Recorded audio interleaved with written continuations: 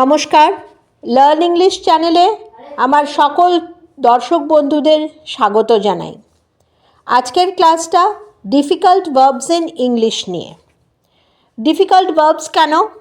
Verbs হচ্ছে ক্রিয়া, এটা আমরা সবাই জানি। ভার্বস হচ্ছে ক্রিয়া, and verbs are a very important part of English language. ইংলিশ ল্যাঙ্গুয়েজে আপনি কথা বলুন, লিখুন, বুঝুন অন্যের কথা, ভার্ব ছাড়া আপনার সেন্টেন্স হবে না। সুতরাং সেই ভার্বকে আমাকে জানতে হবে। ভার্বের সাথে টেন্স যুক্ত, এবং টেন্স আমাদের মিনিংফুল সেন্টেন্স করতে সাহায্য করে, তাই না? টেন্সটাই যদি আমি বোঝাতে না পারি, তাহলে কাজটা, ক্রিয়াটা, ভার্বটা যে অ্যাকশন ডিনোট করছে সেটা কখন হয়েছে সেটা আনএক্সপ্লেইনড থাকে বা অ্যাম্বিগুয়াস থাকে, বা সেটা ক্ল্যারিটি থাকে না। সেই জন্যে ভার্বস কিন্তু plays a very important role, and it is one of the important parts of speech. আপনারা নিশ্চয়ই সকলে জানেন। আমার না পার্টস অফ স্পিচের ওপরে প্রচুর ভিডিও দেওয়া আছে, কাইন্ডলি পরপর একটু দেখে নেবেন, তাহলে কিন্তু বুঝতে পারবেন একটার সাথে একটা লিঙ্ক। আর যারা দর্শক বন্ধু নতুন এসছেন, তারা অবশ্যই চ্যানেলটাকে সাবস্ক্রাইব করবেন আর সঙ্গে থাকবেন, লাইক শেয়ার কমেন্ট করবেন, এবং যারা পুরনো দর্শক তারা নিশ্চয়ই সঙ্গে থাকবেন এবং কমেন্ট করবেন যে আপনাদের কোন কোন এরিয়ায় ক্লাস দরকার, তাহলে কিন্তু খুব সুবিধা হয় ক্লাসটা করতে। যাই হোক, বেশি কথা না বাড়িয়ে ডিফিকাল্ট ভার্বস ইন ইংলিশ নিয়েই আমরা কাজ আরম্ভ করি।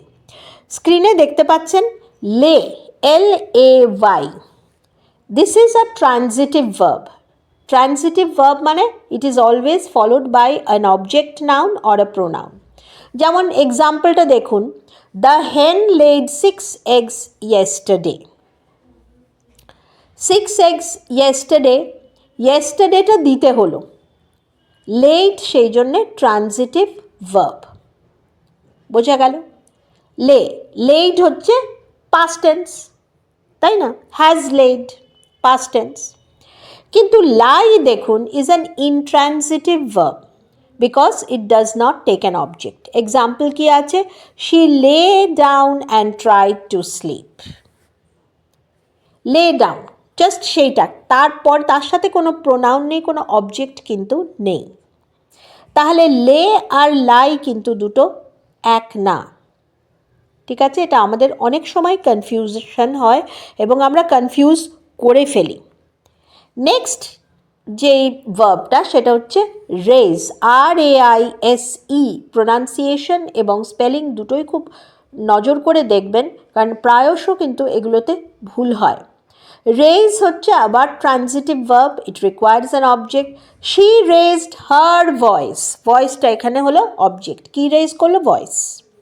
সুতরাং রেজড হচ্ছে ট্রানজিটিভ ভার্ব, কিন্তু rise intransitive does not take an object। যেমন her voice rose in anger, rose হচ্ছে রাইজের past tense, ঠিক আছে? বা her voice rises in anger, সেটাও হয়। সবসময়তে সে রেগে গেলে তার ভয়েসটা ওপরের দিকে উঠে যায়, এটা হয়। বোঝা গেল? তাহলে রেজ আর রাইজ স্পেলিং দেখবেন, মানেটা দেখবেন, এবং তার ব্যবহারিক দিক, the way it is used. Next we come to teach. Now teach যখনই কথাটা হয় না, শেখানো, সেটা হচ্ছে কাউকে লাগে, তাই না? কাউকে লাগে শিখতে, কিছু দেখে আমি শিখছি, সেটাও সেই লোকটাকে লাগছে, বা সেই যেমন ধরুন আপনারা এই ভিডিওটা দেখছেন, সেইটা দেখে আপনারা শিখছেন, তাহলে এইটাকে লাগছে। সুতরাং teach always is someone has to teach us something, মানে টিচিংটা has to be done by someone else. সেটা ডিজিটালি হোক, সেটা ফেস টু ফেস হোক, সেটা অফলাইন হোক, অনলাইন হোক, যা খুশি হোক, but it requires someone to teach you. Learn কিন্তু we learn to do something, আমরা শিখি। এই যে কেউ আমাদের টিচ করলো, তার মধ্যে দিয়ে আমরা লার্ন করি। So learn and teach are not the same verbs. দুটোই এডুকেশন দিকে, তাই না? দুটোই শিক্ষাগত দিক, কিছু শেখা, কিছু জানা, ইনফরমেশন গেইন করা বোঝাচ্ছে, কিন্তু দুটো কিন্তু এক মিনিং না। টিচ করা মানে কাউকে লাগে, কেউ কাউকে পড়াচ্ছে।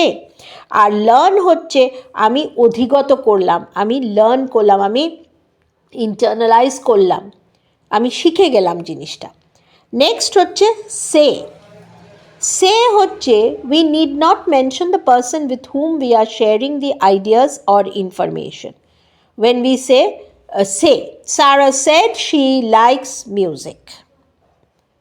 এবার এখানে বলা নেই কিন্তু যে সে আমাকে বললো না, আপনাকে বললো না, তার বন্ধুকে বললো না, তার মাকে বললো, বাবাকে বললো, সেটা দরকার হয় না। সেড কিন্তু আবার সে এর পাস্ট টেন্স, আপনারা অনেকেই হয়তো জানবেন। নেক্সট হচ্ছে টেল। টেল কিন্তু আমাদের we need a person to whom we are telling. যেমন সারা told me that she likes music. told কাকে? she told। আমরা কিন্তু এই ভুলটা সব সময় করি। she told, এরকম অনেক স্টুডেন্টকে আমি দেখেছি আমাকে বলে, ma'am she told me, she told she will not come. আরে she told whom? you, me, someone else? সেটা কিন্তু বলা নেই। কি আশ্চর্য না? সেই জন্যে টেল যখনই আমরা বলবো তখনই আমাদের we have to someone we are telling it, আমরা বলছি কাউকে। সে মানে জাস্ট বলা, we do not need a person with whom we are sharing the ideas. কিন্তু এখানে কিন্তু উই নিড আ পার্সন, এই পার্সনটা খুব ইম্পর্টেন্ট। এই example, Sara told me that she likes music. Next হচ্ছে বড়। বড় হচ্ছে আমি কারোর কাছ থেকে নিলাম জিনিসটা, টেম্পোরারিলি তাকে রিটার্ন করব, এবং আমি যেহেতু বড় করেছি, I am not the owner of the person. দেখুন লেখা আছে, means to take something from someone and then return it, the person borrowing the item is not its ওনার।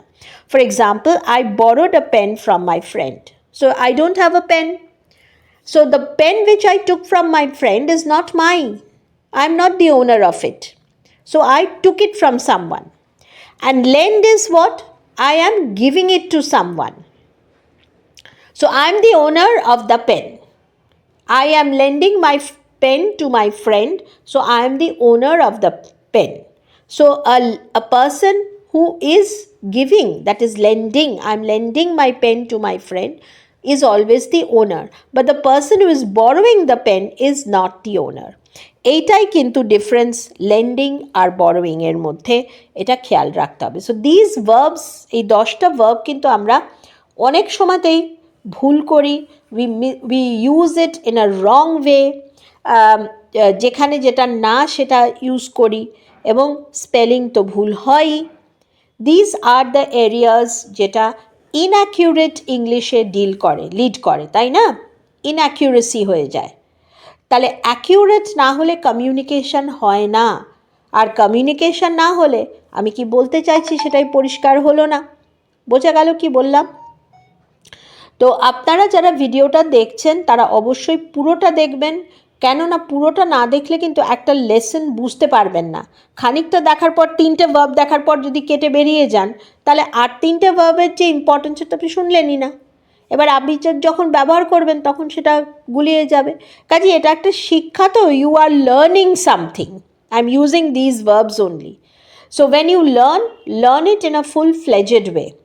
হ্যাঁ, আর আমি আমার প্রত্যেকটা ভিডিওর ডেসক্রিপশনে অনেক বই দেওয়া আছে, আমি ইচ্ছে করেই তার লিঙ্ক দিয়ে দিয়েছি, not for any promotional motive, সেটা কোনো প্রমোশনাল ব্যাপার না, কিন্তু আমি দিচ্ছি যে আমি চাই যে যারা ভিডিওটা দেখছে তারা বইও পড়ুক, শুধু ভিডিও দেখলে হবে না। যেমন ডিকশনারি আছে, গল্পের বই আছে, এগুলো পড়লেও কিন্তু ইংরেজিটা অনেক ভালো আয়ত্তে আসে। তো আজকে এই অবধি, পরের ভিডিওতে আরেকটা ক্লাস এবং সেখানে আরেকটা নতুন টপিক নিয়ে স্টার্ট করব।